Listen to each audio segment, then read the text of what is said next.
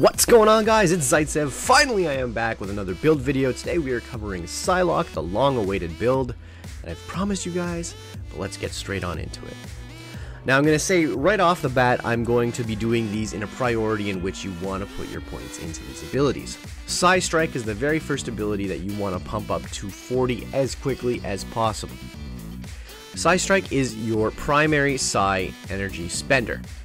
Very important ability to know how it operates and when to use it, basically all the time. But with that being said, as you can see, mental damage between 14k and 21k, you want to make sure with that 3-hit combo, it locks you in for those 3 hits. You have to make sure you're willing to stay put for those 3 hits, otherwise you're going to get yourself in trouble with certain things like Rhino's charge, Juggernaut's charge, you know, one-hit abilities, Bullseye's one-shot, stuff like that. So you gotta definitely pay attention to that kind of stuff. It does an extra 40% per consecutive strike, obviously. Staying still and spamming this ability will cause a lot of damage, but at the same time, leaves you very vulnerable. Moving on to our next ability, we have Psylocke Assault, another ability you want to pump up to level 40 as quickly as possible. Minimum of 40. That's with usually legendary or perfect rolled epics. It's a very simple ability. It basically is an AoE dot, and it does, at 42 ranks, 9,300 damage twice per second, which is pretty dang good. But it also allows you to have some survivability. It will slow the attack speed and movement speed of your attacker, and it'll lower their damage by 10%. With every point put into this ability, it increases the duration, which is very important to keep up, because the less time that you have to keep certain dots up, the more time you can be spending your Psi Strike ability, which is also very important. Falling Lotus Strike is the next ability that we will be pumping points into, because even though it's a physical attack and you're going to be focusing mainly on mental damage, this ability still does a buttload of damage. Both the physical damage right off the hop is 23 to 35k. You can get brutes anywhere up to almost 700k if you're lucky. The physical bleed damage is twice per second, and it does 7k, which is pretty dang good. The only bad thing is, no matter how many ranks, it's always 6 seconds, so you're always going to be using this ability. The other good thing about it is it gives you a good gap closing ability with the ability to launch yourself at your attacker. Now keep in mind, do not use any physical urus for this, because your build is like 99% mental abilities. Just keep that in mind. Ethereal Butterflies is your next primary ability you want to have on cooldown at almost all times. But keeping that in mind, you also should kind of pay attention to when you should use it. Don't just spam this ability whenever you want to. Try and use it when you're low on Psi energy, because it will give you that nice little window where you can keep your Psi Strike ability kind of being spammed regularly with Ethereal Butterflies, because it will bring you a lot of Psi energy back. Now, that being said, it's the signature, and it does a ton of damage on single target. Unfortunately, sometimes in wide areas with lots of mobs, it will kind of go nuts and do its own thing, but it will still generate you a lot of Psi energy in the meantime. Obviously, it creates 25 butterflies, between 10,000 and 14,000 damage per butterfly, which is pretty good, and it fires them off pretty freaking quick, and it's only a 25-second cooldown, which is pretty good. And like most new synergies now, most new signatures now, it will get increased damage with every ultimate point that you have in your character.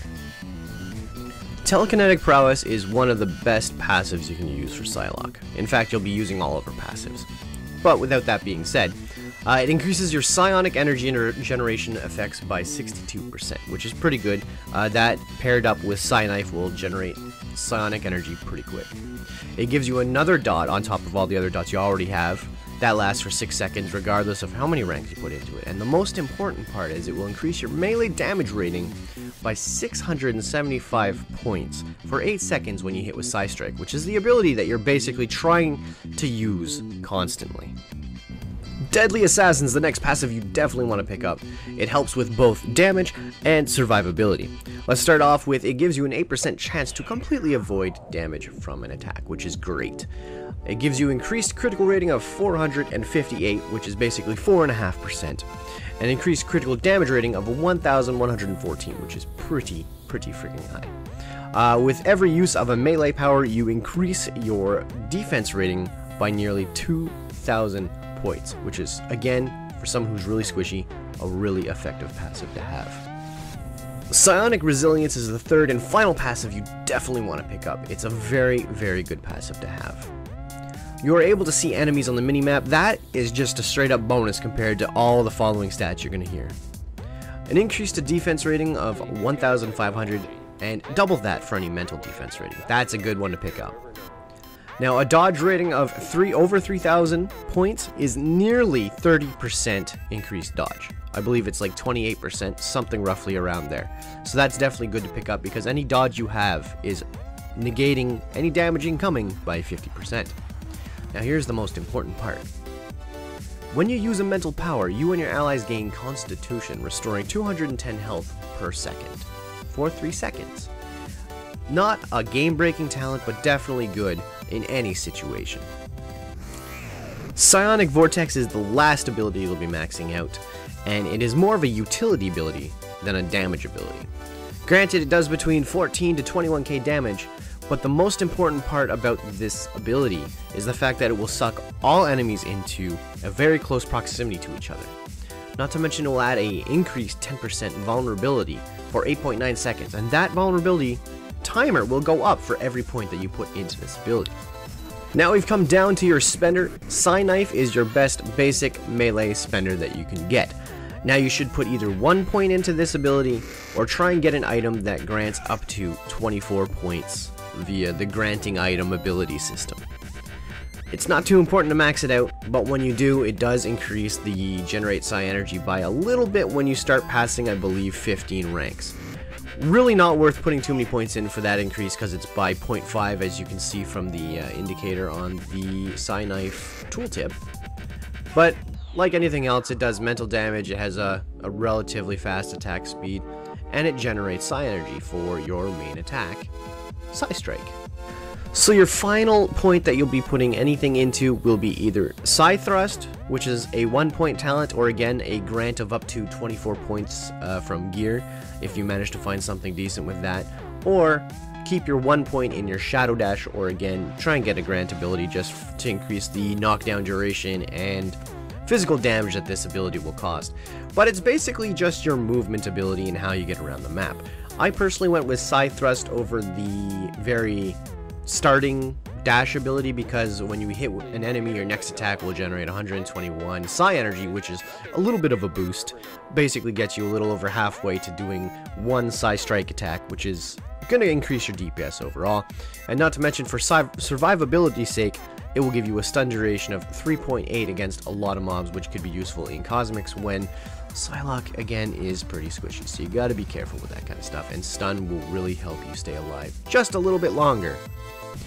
Alright, so now that we've got a quick overview of the abilities, you guys kind of know where you should be putting points, let's talk about rotation. Rotation is very important with this kind of build. Now, we open our rotation with Vortex, because again, that's the ability that applies your vulnerability for, I believe, 8 seconds, and it will suck all of the mobs into one spot, which is very important for a melee class. Now, you can either go with your Psylocke Assault next, or use your gap closing ability to get in there with Falling Lotus. Either works because they're both dots, and both dots that you gotta reapply every 6 to 9 seconds, I believe. Now after this, you'll be spamming Psi Strike until dots need to be refreshed, or you run out of psionic energy, which at that point you will hit your Ethereal Butterflies to build up your Psi energy again, and reapply your dots, and then go back to your Psi Strike again. Now, Psi Thrust will be a situational ability. This is something you want to use where you either want to gain some quick psi energy or you need to get out of the area. Again, I call it my panic button. Your basic should only be used in situations where you are completely out of psi energy and your dots do not need to be refreshed. And there you have it, a very basic, simple ability rotation. Now, let's talk about stat priority. The very first thing you want to do is try and pump up your top 3 skills that I mentioned at the very beginning of this video to 40 points. The current cap is 50 points, so keep that in mind, but you can easily, within the first 5 to 6 hours, get to 40 points finding proper uniques and perfectly rolled epics. Following that, you want to get your crit to around 35 to 40% and your brutal strike rating to about 35 to 45%. This can easily be done through blessings and finding, once again, perfect epics and or really well rolled legendaries. After that, you want to get your attack power, which in this case, Psylocke's main attack power attribute you want to max out is her mental attack power. And you want to get that to a very minimum of 2.5k. Survivability is, yes, a very big problem for Psylocke, so you definitely want to try and find a costume core with plus life on hit. Typically plus 400 damage I think is the highest. I could be wrong, do not quote me on that. The best legendaries to get for her would be the Warlock's Eye, Gungnir, the Ultimate Nullifier, or the Norn Stones. And in some extreme cases, if you kind of deviate from this build, which by all means, if you have a better idea, go with it, try using Excalibur or the Savage Axe. The medallion that I decided to go with was Hood's because it gives both plus mental damage and plus physical damage, and they can range up into the low 600s. You're not going to find it very quickly, so take your time and try and get a cosmic, and you'll have a great time doing that. Other very useful medallions are either Kingpins, Grim Reaper, Bullseye, or Madam Hydra's for the straight plus damage and survivability that comes with that invulnerability shield. And finally, let's talk rune words. Some of the best rune words for her are Storm Giant, Heartbreaker, God of Mischief, Viking Gladiator, River of the Soul, Heroes of Asgard, and finally, I don't know, maybe you'll want to do this, Cow King's Gift. Now keep in mind, those are just some of the ones I would use. I would basically go off of whatever you happen to have for runes just to get that enchant going. There's nothing wrong with just gearing to have more damage until you can find better runes.